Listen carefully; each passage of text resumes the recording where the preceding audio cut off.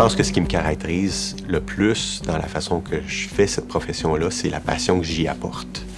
Et j'essaie de la transmettre. J'essaie de montrer aux étudiants, leur apporter des nouvelles connaissances, mais surtout leur apporter le goût d'apprendre davantage et de se développer davantage.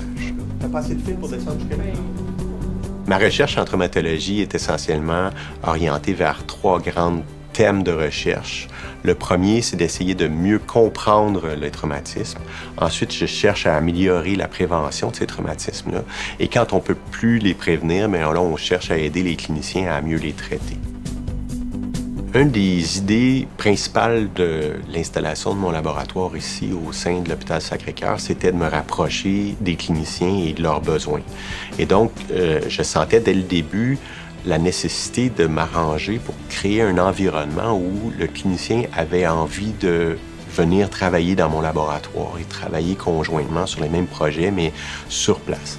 Ce que je suis content d'avoir réussi dans tout ça, c'est de faire en sorte que j'ai des cliniciens, des orthopédistes, qui viennent faire leur projet de recherche en biomécanique dans ce laboratoire-là et qui en sont presque rendus à considérer qu'ils sont chez eux quand ils sont ici.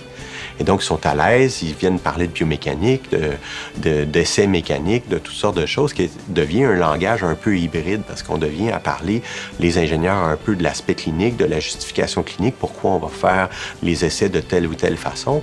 Et le clinicien est là en disant, oui, mais on devrait appliquer des chargements de telle façon, on devrait faire telle chose.